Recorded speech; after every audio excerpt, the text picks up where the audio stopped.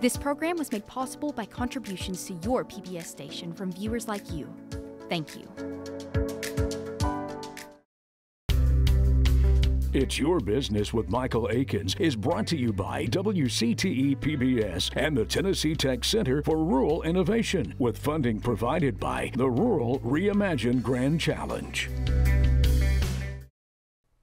Fear is a major hurdle to overcome when deciding on whether or not to start your own business. There are many people that never take the opportunity to make their dreams come true. But in this series, we speak to those who have faced their fear of failure, embarked on the journey of a lifetime, and have achieved the American dream of entrepreneurship. Let's get started.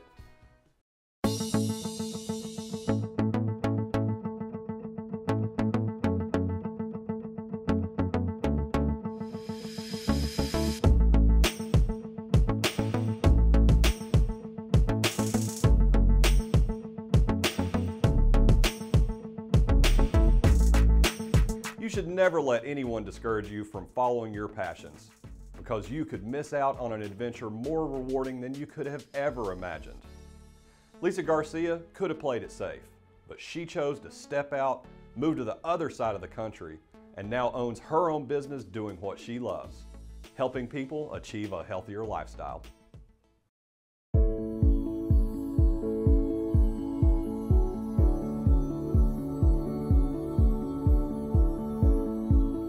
We're here in Cookeville, Tennessee at Cleanse Wellness Spa with owner Lisa Garcia. Lisa, welcome to the show. Thank you. So let's get started with the basics. Tell us a little bit about Cleanse Wellness Spa. We are an internal cleansing and detox spa here in the Upper Cumberland, and we love serving the people here. We find that people really need the services that we're offering.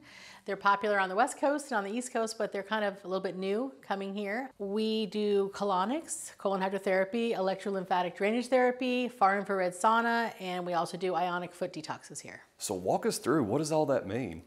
Well, our bodies can get overwhelmed with toxins pretty easy, and so cleaning them out and assisting our bodies are very important. That's a very important thing to do. And so a colonic will clean out, your colon and with warm filtered water. And of course, then the lymphatic treatment will help stimulate the lymph and drainage of the lymph in the proper places that it needs to go. That's really important because the heart filters and pumps the blood, but you yourself are your own pump for the lymph. So if you're not getting enough activity, that can be a problem because lymph and gut health affect the immune system directly. And then the far infrared sauna, it heats your body from the inside out, lowers blood pressure, and really helps with low-lying inflammation, as does the foot detox. So just important to keep your body clean. There's a lot of outside factors these days. So what kind of customers do you see coming in here? I see a wide range of customers, men and women, usually late 20s to 65 and beyond. Usually they are dealing with some sort of gut issues in the beginning. So they have constipation, impaction, they have dealt with slow lymphatic systems, which results in them getting sick all the time. So they're always having that chronic health issue going on as far as they can't seem to shake the cold, or every time their kid comes home from school, they're getting sick. Those are the kind of people I see, people that want to up their game, lose the bloat, people that are just trying to clean their body and feel better. Now you said you moved 2,200 miles. Where'd you come from? I came from San Diego. Okay, how did you get to Cookeville, Tennessee? It was the closest city I could get and still be near my favorite, which is Jamestown. We had some friends in church in San Diego that we loved very much for 12 years, and they were from Jamestown. And so we moved to Jamestown for a couple years in 2015, and we really loved it. We had like a little taco shop over there on the 127. And then we moved back to San Diego for about 5 years, and now we're here to stay. So did you come to Cookeville with the express purpose of opening the wellness spa, or did that just kind of organically happen? I knew I was going to open a wellness spa, and I wanted to wait till I got to Cookeville to do it because I felt like on the West Coast, I would be another colonic place, another wellness spa, and they do an amazing work over there, and I feel like they're servicing the people well. In San Diego, I could be open 7 days a week, 12 hours a day. And still have a wait. Here, the business is a little bit slower in starting because I'm just getting my name out there and trying to show people the value in what this is, and because they know that they're not feeling good, but they don't really understand what they can do about it. And proper gut health has everything to do. Most of your serotonin is produced in your gut, so the brain-gut connection is big. A lot of people are depressed and they're on depression medicine, but their gut's out of whack. That's what's happening. So colonics is a great addition to, if you're going to see a chiropractor or a Western medical doctor and you're getting help for your gut health, colonics can be a great way to help that along. So, coming from a big city like San Diego, what are some of the notable differences that you've seen in addition to what we've already talked about? Well, like I said, here, I feel like a lot of people need the services. We're in San Diego, they've got a health journey, but they're already like yoga instructors. It's not the more common person. It's somebody that's a marathon runner. But here, I see that a lot of people really need the services, and they're coming in and they're finding relief. Some people just don't want to come out and say that they need colonics. So that's kind of another little hurdle that I'm getting over here. I try to add humor to it. I did take some advice from Tyler Asher over at the Small Business Development Center. I love them. They have been really huge and helpful to me here. I take advantage of all their services. But anyway, he said that I needed to get people involved with me and get my name out there as like the colon queen or the colon whisperer. And I've chosen colon queen. And I try to bring humor to that. And people appreciate that, because some people, when they come in here, especially gentlemen, they're feeling a little bit nervous dealing with me. They don't really know me, and their wives are the ones usually that have talked them into coming in and seeing me. A lot of times the wife will come with the husband and sit in there with them, and they're just concerned with their health. They know that their husbands aren't looking well, they're not feeling well. They just want their husbands to have relief. So I'm trying to bring some humor into it. Even though it's a serious business, I feel like it can be taken lightly. So you're a board-certified therapist, you're providing the therapy, but you're also running a business. How do you make that balance? I don't really feel like a business owner. I come in and I work hard just like I did for the people I worked with in San Diego. So I come in early and I stay late and I keep the place clean, and I have kind of a high business integrity. I've always done that, and that's why my friends and my trainer in San Diego, my teacher, thought it would be a great thing for me to open my own place as well rather than work with somebody else. So it doesn't really seem like that, except for when I have to get my taxes and weird stuff done. That really freaks me out. But see, someday I'll be able to hire someone to take care of a lot of that stuff for me. But for now, I just love being with the people. I love chatting their faces off. They seem to love it. And everyone that comes in leaves here with a really big smile on their face. And I've gotten some great reviews from that. So you've been in business for about 6 months now. Mm-hmm. Well, congratulations first off for that. Second, what has been your experience so far with opening the business to 6 months later? So first of all, I have to stop comparing this to San Diego, because in San Diego, there was a lot more business. But I think that the reason we're still a little bit slow is not just because it's a new business, but it's because it's a new business. Do you know what I mean? Any new business comes here and is slow. I mean, I have people that I've become friends with through networking and different things that I'm a part of, the Upper Cumberland Women's Club, and just wonderful people that I've met. And any new business takes time. And so I try to take my mind off of that, and I try to pour myself, when I don't have clients, into doing things like getting the your startup class done at the Biz Foundry, or going to different things with the Chamber of Commerce and the business after hours. And I try to network and educate as best as I can. And so that's what I do. So, you've mentioned the Small Business Development Center a couple times. You also mentioned the Biz Foundry. We do a lot of work with them. I'm willing to bet that there's been some more resources that they've provided. Yes. Tyler, first of all, is awesome. I contacted Tyler when I got his name from a friend of mine that used to run the Chamber of Commerce in Jamestown. So when I moved here, it was a very comfortable landing because he put me directly in contact with the people at the chamber that I needed to meet with, and I started meeting with him. Then he gave me over to Jody Pitts, and Jody Pitts has been phenomenal. She's met with me I don't know how many times. She's talked to me about social media. She's put me in contact and hooked me up with PJ Barnes, who is an excellent intern, helped me do a brochure that we're about to put out to the public and to medical providers, hoping to get some referrals from the local medical community. And so she has been, and he has been, phenomenal in hooking me up to get me to everywhere else I need to be. So what about the Biz Founder? You mentioned Start Up Your Startup. Yes. Tell me about that. So I've heard about the Biz Foundry from another friend of mine. I've gone to a couple of Powered by Her luncheons. I wish I could do more, but sometimes it's in the middle of the workday. But I went to Start Up Your Startup. I was very pleased. Jess was very helpful. Recently went to a SEO class over there that was very helpful. So I feel like here, the biggest difference between here and San Diego as a new business owner is that in San Diego, I'm sure that they have all those resources, but it's like a needle in the haystack trying to find them. It's just a really competitive market, high volume, fast paced. It's just not for me. I'm happy to be in a smaller environment. Now, sometimes small business owners may be aware of SBDC or Biz Foundry, but they're a little hesitant to take advantage of those resources. What would you tell them? I would tell them, unless you're a millionaire, then you should take advantage. And even if you are a millionaire, because they can at least provide you with networking. They make your life easier here. If you're starting a business, you want to give yourself every opportunity that you can to succeed, because businesses are hard to start and they're hard to keep open. So why wouldn't you take advantage of all these programs funded by grants with professionals that are trained in their fields to help you every step of the way from opening your business to closing your business? It just makes sense to do that.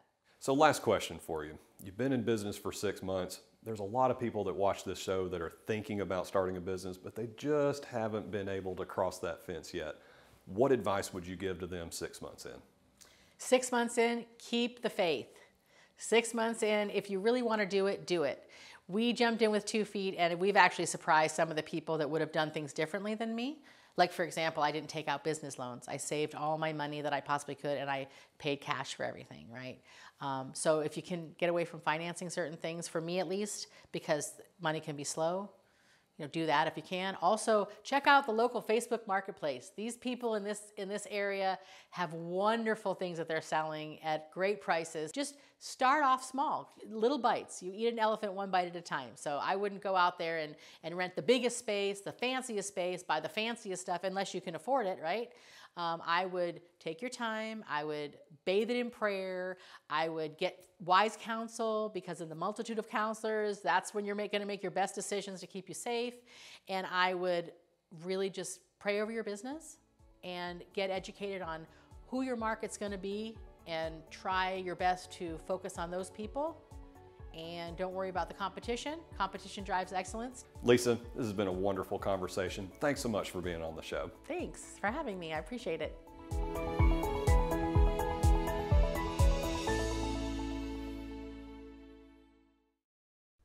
When you grow up in a family business, it only seems natural to one day take the reins of that business and continue on the tradition.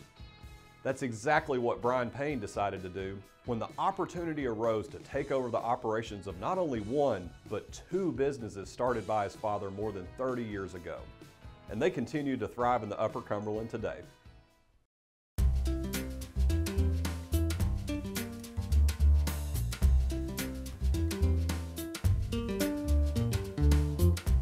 We're here in Allgood, Tennessee with Brian Payne, Vice President of Operations for Industry Mart. Brian, a big welcome to the show. Thank you. So let's start out with the basics. What is Industry Mart? What do you all do here? So here we have 2 companies really. It's Industry Mart and Office Mart. Industry Mart provides industrial and warehouse equipment. The primary product is warehouse pallet rack, which you can see behind us here. So it's what provides shelving for warehouses, storage buildings, things like that. We do provide a number of other industrial pieces of equipment, pallet jacks, cabinets, workbenches. Office Mart primarily provides office furniture throughout the Upper Cumberland. Now I understand this is a family-run business. That's correct. Yeah, my dad started it in 1983 when we moved back from Bowling Green to here. And he ran it for 40 years.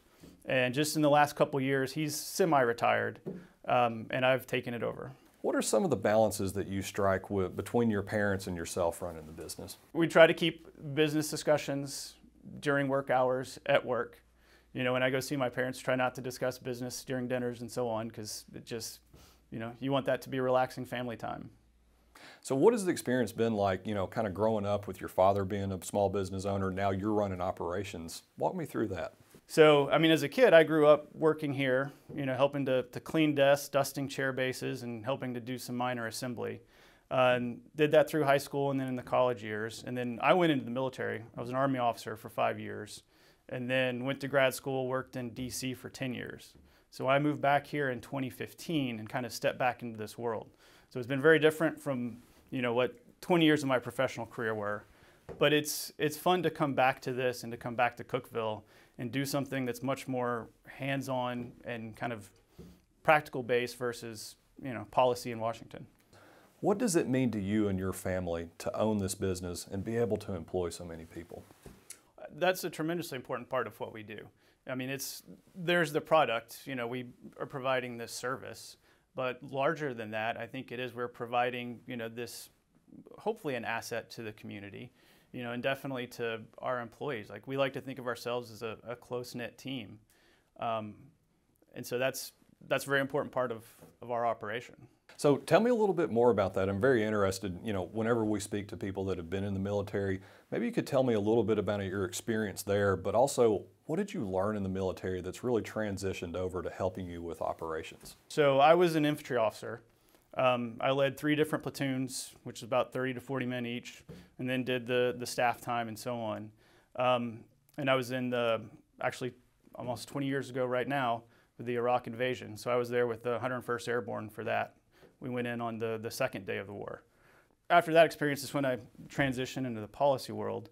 And then I've spent the last 13 years in the Army Reserves. To me, the key takeaway from the Army into the business world is the leadership side. The Army, through ROTC and all that, is extremely focused on leadership development. How do you manage, lead, and motivate people? And that's been the key thing that, I do here every day. So delegation is obviously very important. You've got to empower your employees, but how does it feel as a person that runs the operations? Does that come easy to you, or do you really have to strike a balance? It mostly comes easy to me. Again, the military background always focused on delegation because one person can't do it all. There are certainly times where I find myself trying to get involved in every little issue. I try to not overhear all the problems that are happening on a daily basis, because when you do, you have a natural inclination to want to jump in and solve it. But overall, I think it's better to let your people, your employees, and all your partners work through it and solve those issues, and then come to you when they can't. I would say that my preference is I like to know about the issue. Even if you all think you can handle it, I don't like surprises. So it's better to let me know what it is. If you have questions or advice, I can help provide that. But overall, I want people to handle it themselves until it gets to a point where they feel they can't. So I like to set the initial goals, like I said, kind of explain the why and make sure everyone has the tools to do it. And then really, let my employees and everyone go out and make it happen with hopefully as minimal intervention from me as possible. Now, you're doing this in Allgood, Tennessee. You could go pretty much anywhere and relocate to a more urban market, maybe have more workforce, maybe have more profits, but you all find it important to stay here in our rural Upper Cumberland community. Why is that? Well, there's a couple different reasons. I mean, one, this is where my family has been from for the last few generations. My grandfather moved here.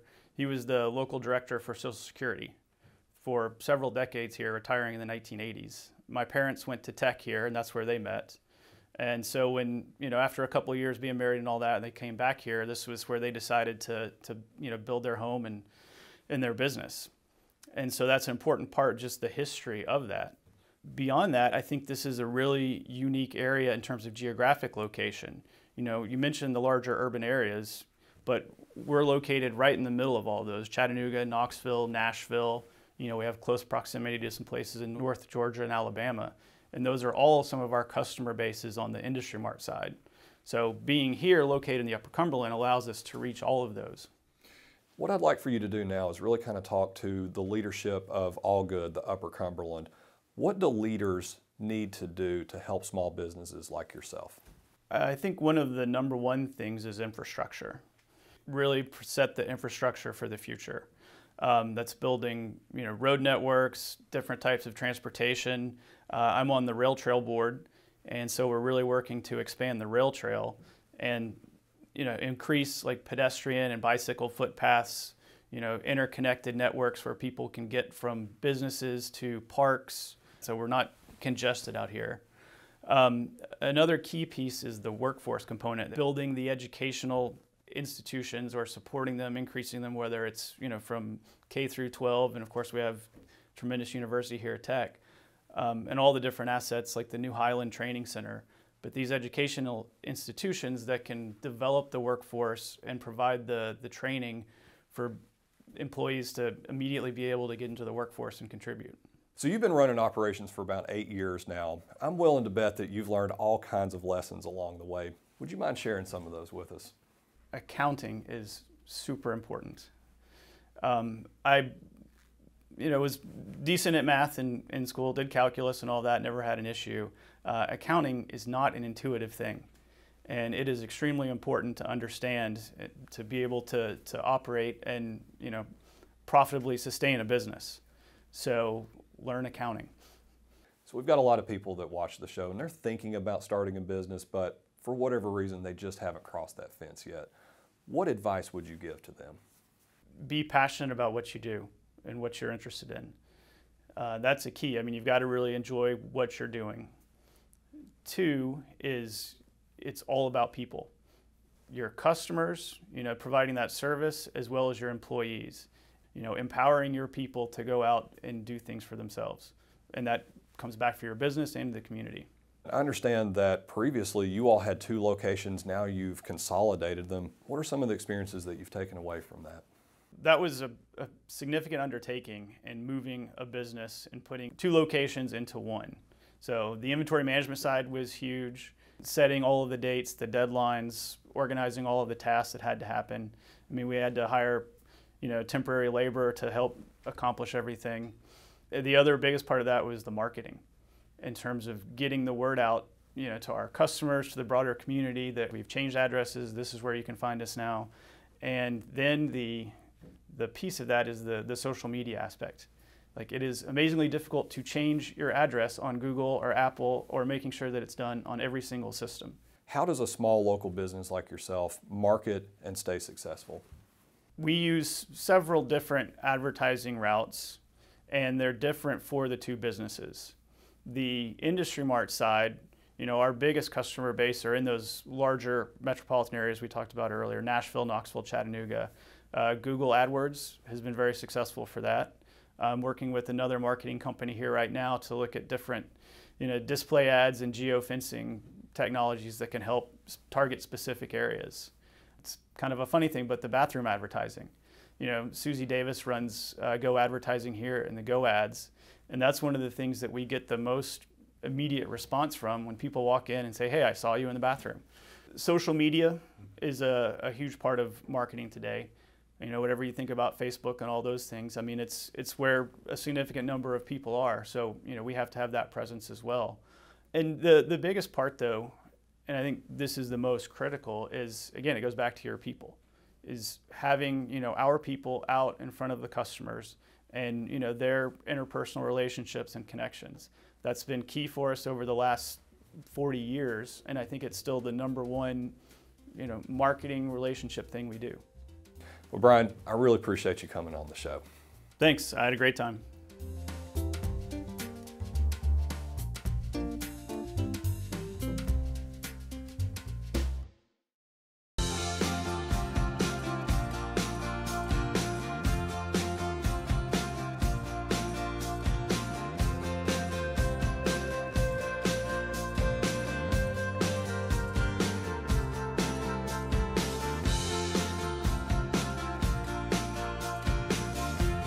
Hi, I'm Andrea Kruska, and I help run the Center for Rural Innovation at Tennessee Tech University. Our mission is to facilitate economic and community development through building businesses and helping save jobs in Main Street America. So we do this in a variety of ways, from interns to working in tourism branding, applied research, and economic impact analyses. So I know you've probably heard about our intern program before.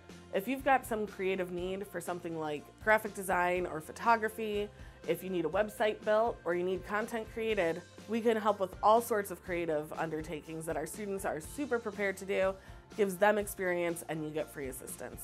One of our biggest requests is applied research, which usually takes the form of an economic impact analysis. This can help you see the full impact of what your business or organization can do, which is really helpful if you need to go to a commission, your county government, or apply for a grant. One of our largest initiatives the last few years has been rural tourism branding. You may have seen us in Monterey and Jackson County, and we can work with you as well. Tourism is economic development. And our hope with this initiative, with helping you develop your own identity, is that we can facilitate the growth of tourism-related businesses on your main street. So your restaurants, your boutiques, even your kayak outfitters and things like that. So if tourism branding is something you're interested in, all you have to do is reach out. We'll take you through the entire process, from leading a workshop on what branding really means, hint, it's not just your logo, finding out what colors you associate with your community, finding out what your assets are, what brings someone to your community, and then learning from your residents what words you want people to associate with your community. Those are your values, and it's very important that we have those so we can combine all these things to help create your logo, your color palette, all the things you want associated with your community to get visitors in. Like I said, tourism is economic development because you're bringing in visitors who are not from your community, especially in rural areas. Every visitor you bring in contributes to your economy there, pays taxes in your community, and helps things like your schools, your police officers, your firefighters. So getting tourism in is so important, and I can't overstate the importance of it. So if you're a Main Street business just getting started, a food truck trying to get off the ground, if you're a town that needs a tourism logo, or if you need an economic impact analysis to see the impact of a new business coming in, reach out to us today at tntech.edu/TCRI.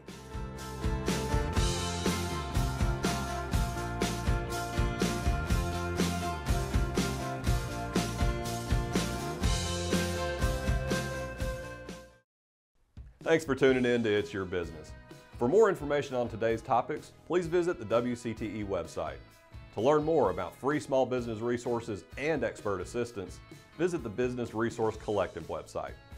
Until next time, I'm Michael Aikens.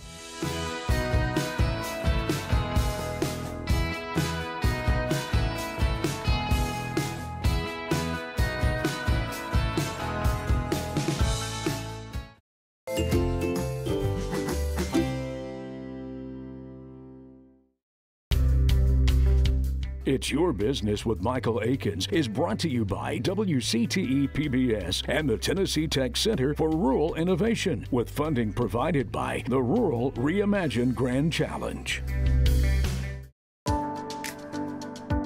This program was made possible by contributions to your PBS station from viewers like you. Thank you.